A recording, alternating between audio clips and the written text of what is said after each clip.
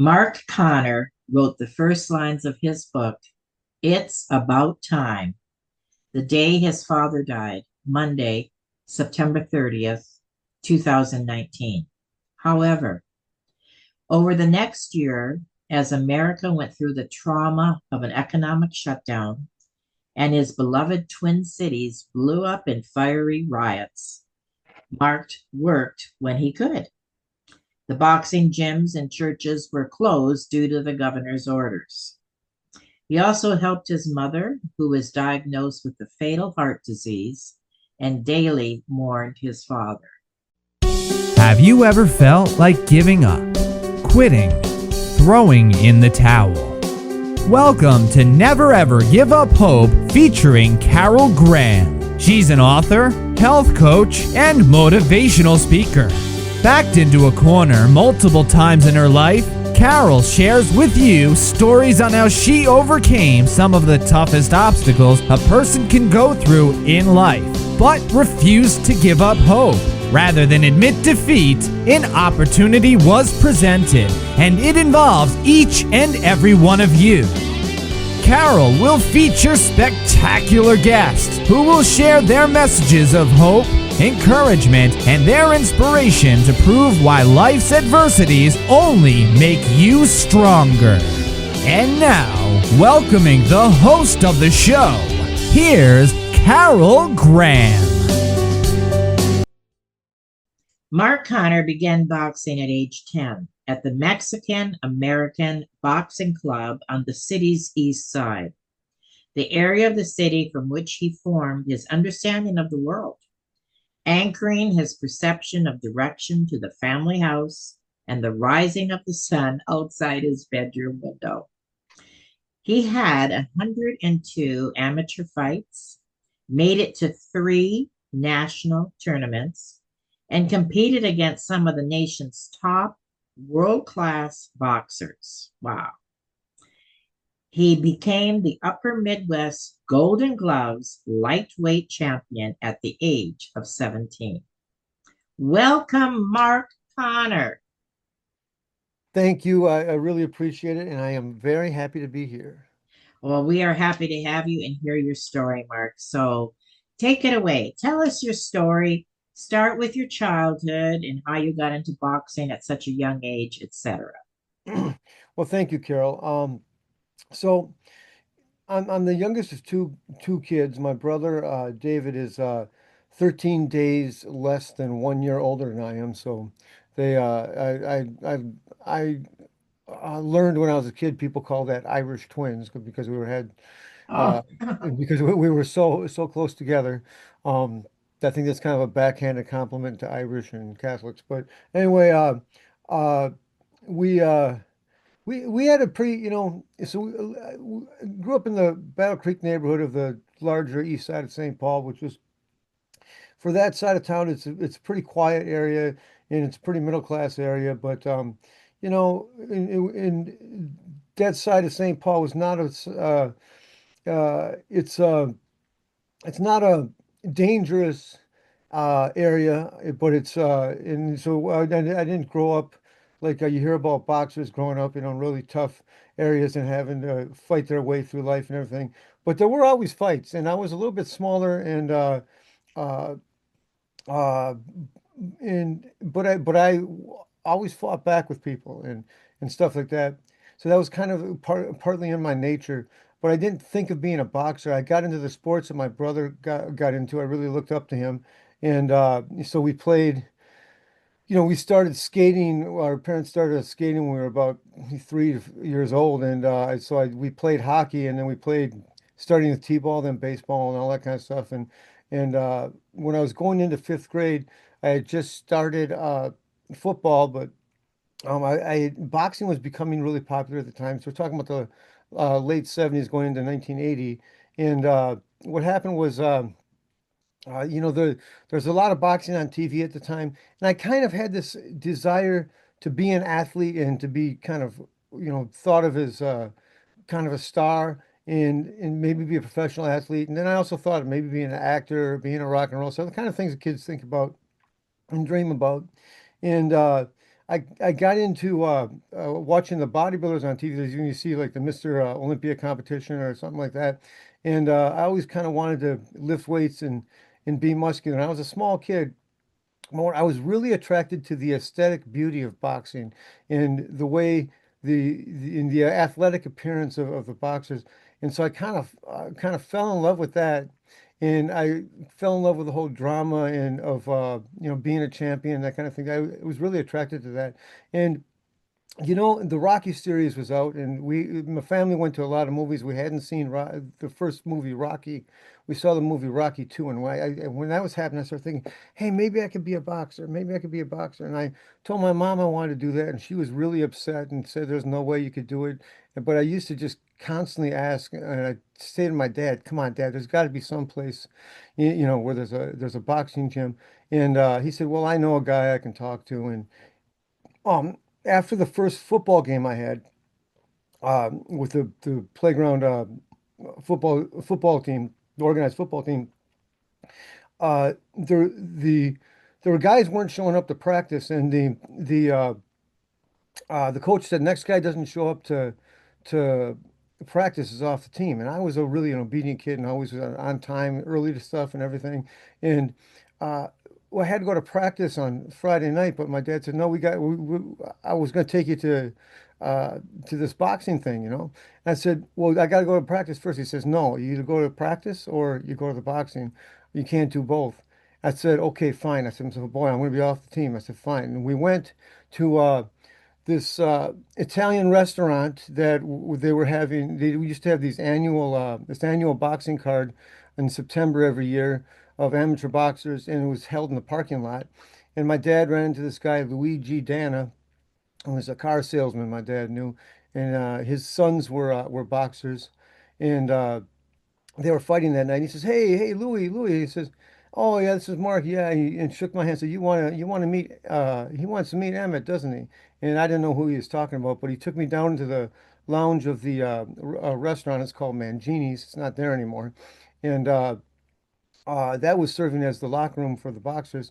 And he introduced me to this guy named Emmett Yanez. He's the founder of the Mexican American Boxing Club, and he says to me, do you want to box? I says, yes. Do you want to box real bad? I says, yeah.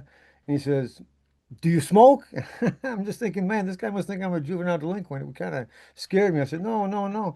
He says, okay, if you don't smoke and you want to box real bad, you come to the gym at 5:30 on Monday and I'll teach you to box.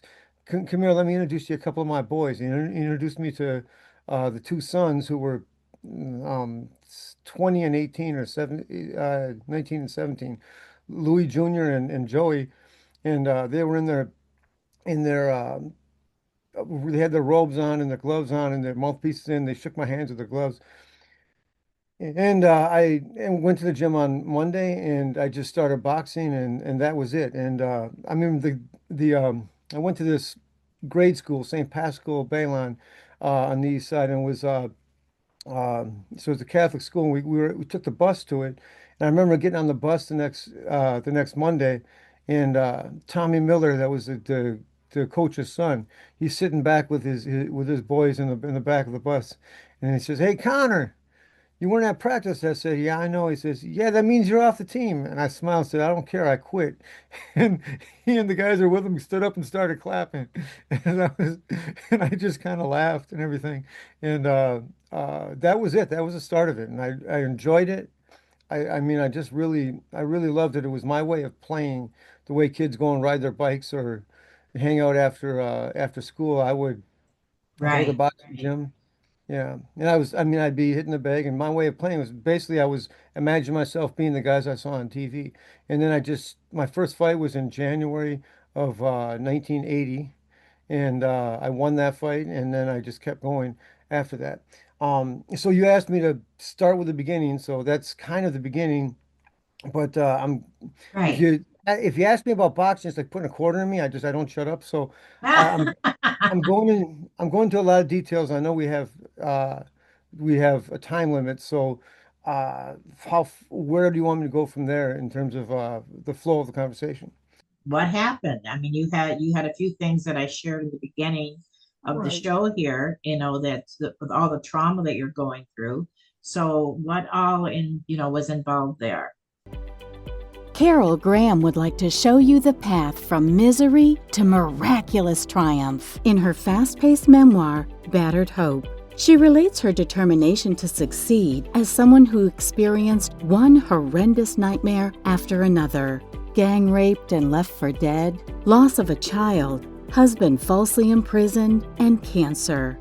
Nothing could break her tenacity or faith. No matter what you face, heartache, loss, suffering, or injustice, Carol will illustrate how she became a victor the same way you can. The secret is to never, ever give up hope. Order your copy at Amazon or batteredhope.blogspot.com. There were a lot of highs and lows in my life. At the point when I was 14 years old, just finished my freshman year of high school. I was I had about 20 fights in a row at that point, from 12 to 14, where I hadn't had a streak before. I win a few fights and lose one, then I win a few. But then I had gone about 2 years in a row without losing, about 20 or so fights, and I got to the quarterfinals of the National Junior Olympics, and got my nose broken there. I didn't get knocked off my feet, but I was stopped, and I had fought a world-class fighter uh, who was a future uh, professional champion, and it really it really was a blow to me at that time. Oh, I And, bet. I bet. yeah, and then with the HMO that we had, we instead of staying there and having the doctor fix my nose at ringside, we thought, well, we got insurance, so, we're gonna go. We drove from Michigan back to St. Paul the next day, and they made me wait 3.5 weeks to actually have it fixed. And it was an excellent surgeon, but he didn't get it entirely straight. So the next year, I was, you know, I wanted to get a girlfriend, but I was afraid to smile in front of girls because I knew it would make my nose look more crooked. I was just really kind of shy and so forth. Um, but so I went on. It took me 3 years till I got back to the national level. That was my senior year of high school when uh, I won the Upper Midwest Golden Gloves lightweight title. I went to Tennessee for the National Golden Gloves. And there was another low when I lost there. I thought I really beat this guy up, but they gave the other guy the decision. And I kind of had this apprehension.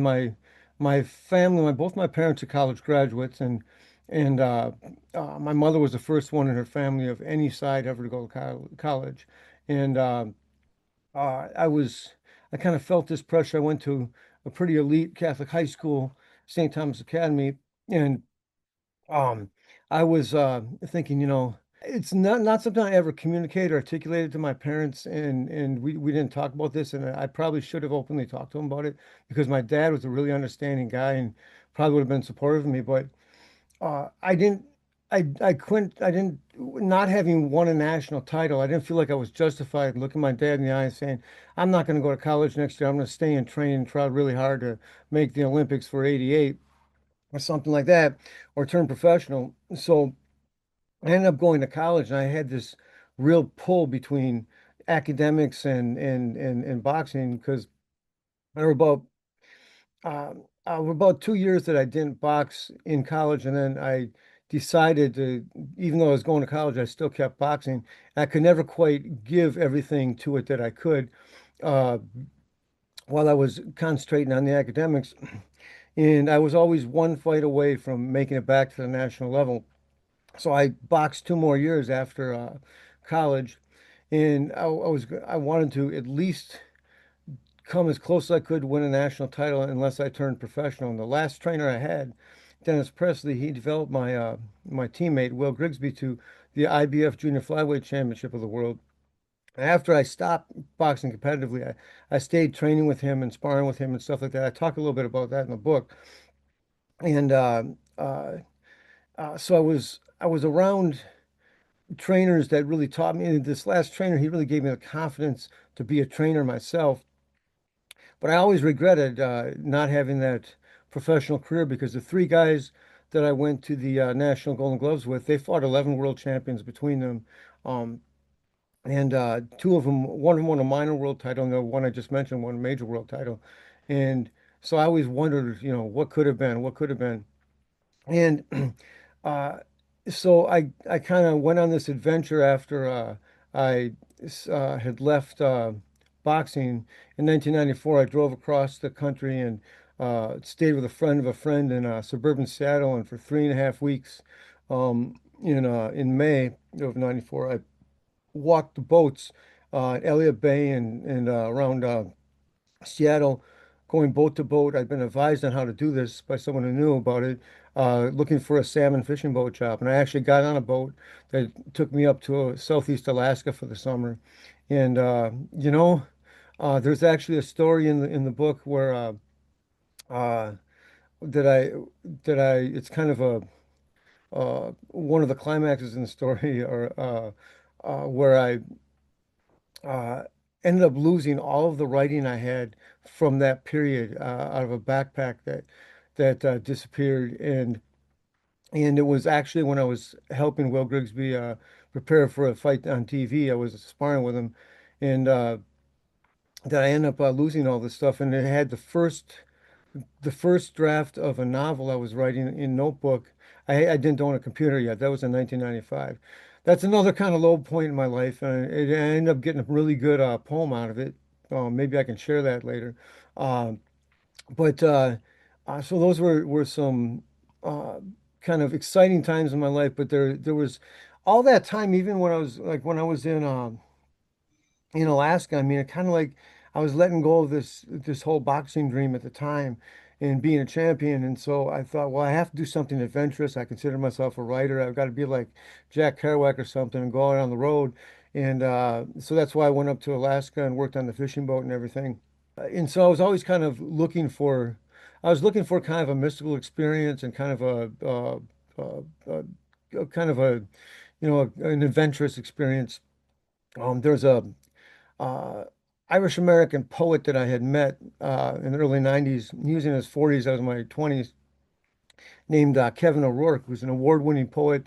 He's a Mississippi River barge hand poet, is how I describe him, because he worked on the Mississippi River barges for over 20 years, and at that point he was the security man, just sitting overnight, writing his poetry and watching the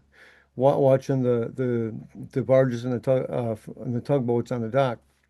And he had gotten his sobriety and met some Lakota American Indian people who took him down to the Sundance ceremony in Rosebud Reservation.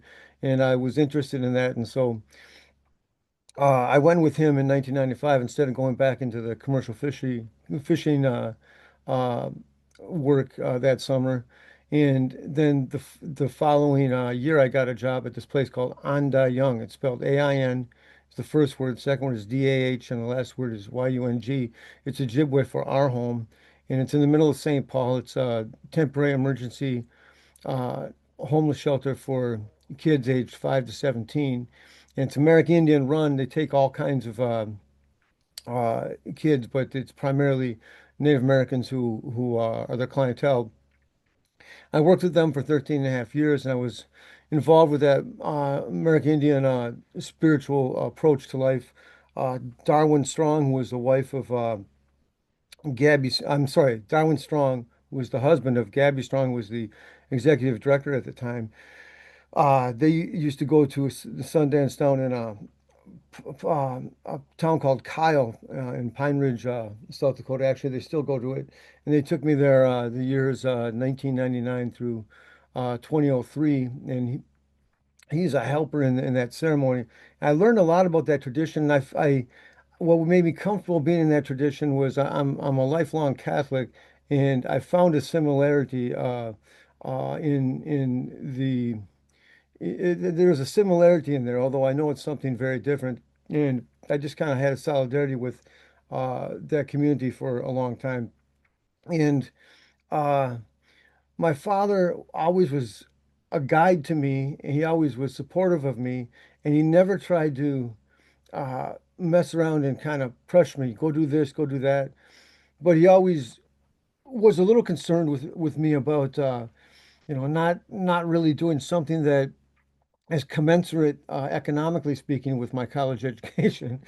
I have I got a BA in English from the University of Minnesota, But at the time, so I started this in 2003. I filed a LLC called Fighting Chance Boxing for Life, and it's just a sole proprietorship where I uh, Mm, teach people boxing for physical fitness and self-defense, and I also work with competitive boxers.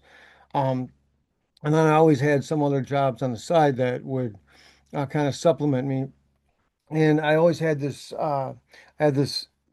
writer friend who's been a freelance writer out in New York since 1995, named Nick Bryant. And people who have there are people who might have heard of him. He was recently appeared on the Sean Ryan podcast, which is got millions of followers. When he was being interviewed about the P. Diddy situation, because Nick wrote this book called The Franklin Scandal, in which I'm the first guy he uh, lists in the acknowledgments because I gave him a lot of support when he was doing the oh, research for it. really? But yeah, but it's a book that uncovered a bunch of child trafficking and stuff, and Really? Wow.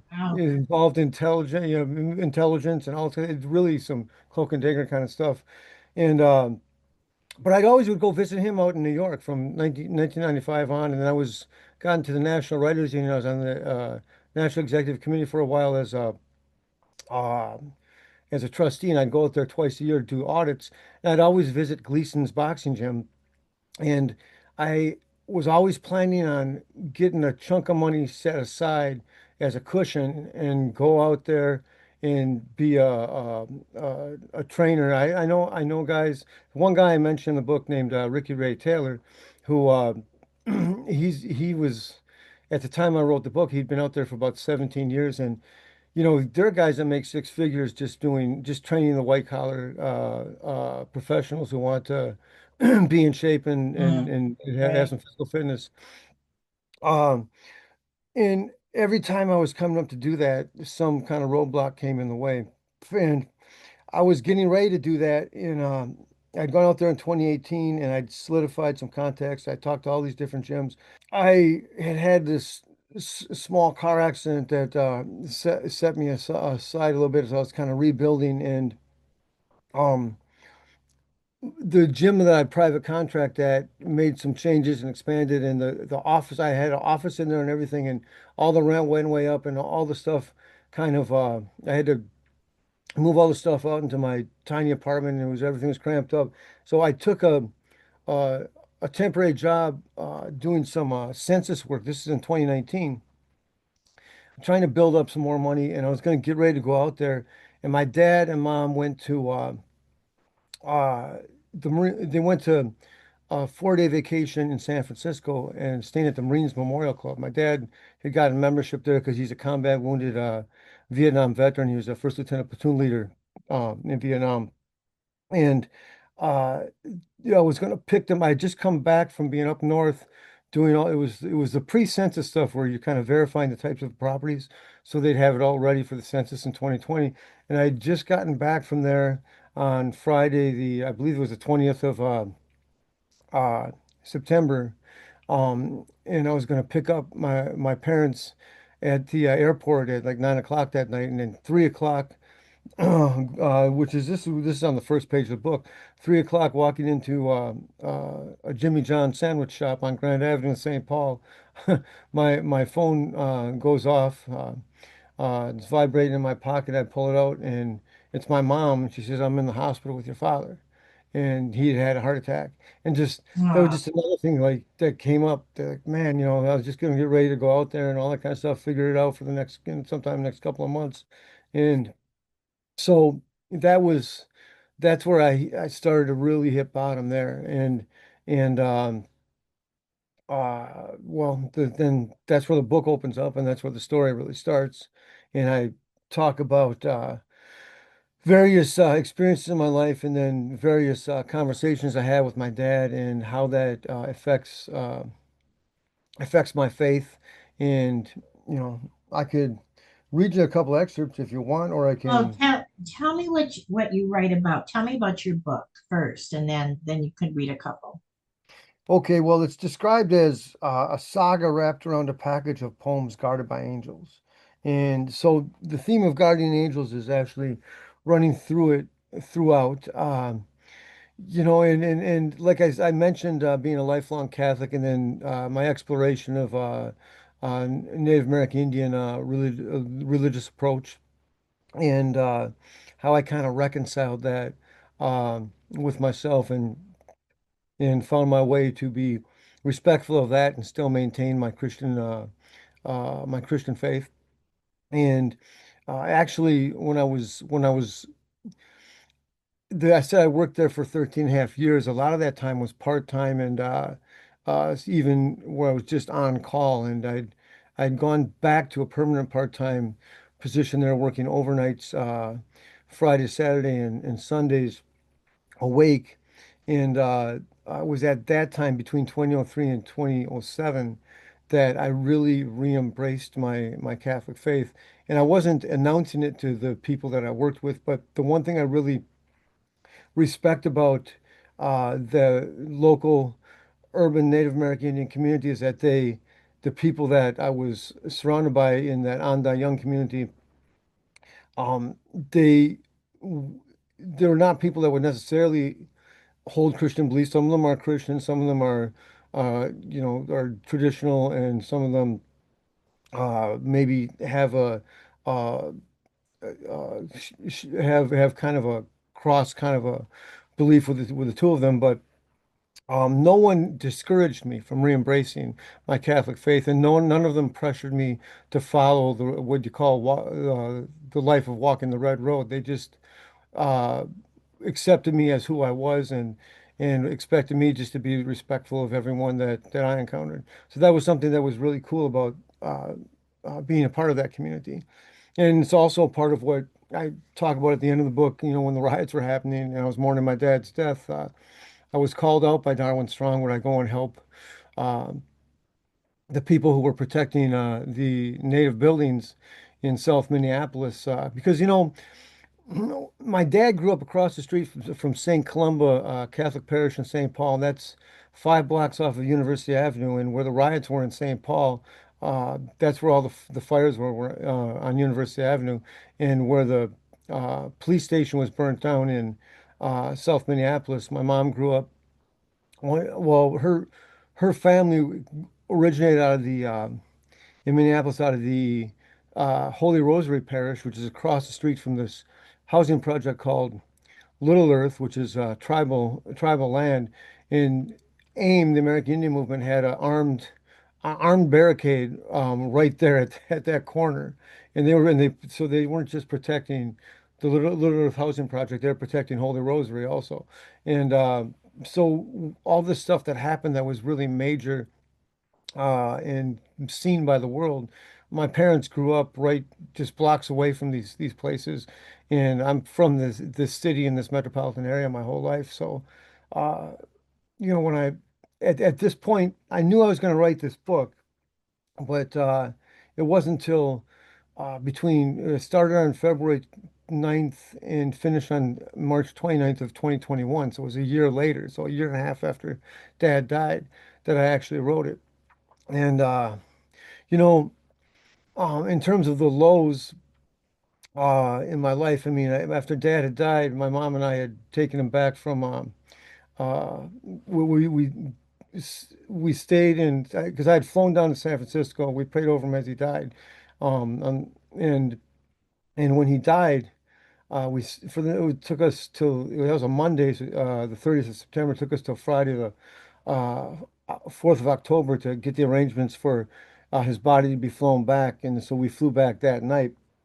Um, and then my dad's funeral was mid-October. A month later, I'm watching a guy shadowbox in this makeshift ring in the gym that's about a foot off the ground, and I'm walking down the ring apron, and my foot hits a part of the ring apron that's uneven, and I slip off, and I ended up tearing a couple of ligaments in my right ankle. So Oh my the end, goodness. yeah, the end of 29 was just a time of recovery for me, and then I'm starting to recover, and my foot's getting my ankle's getting better, and uh the early 2020 in March, and I'd go out and I'd go do a 3 mile run, and then we get the St. Patrick's Day, it gets canceled because then everything's shut down. The governor's orders, the gyms are shut down, and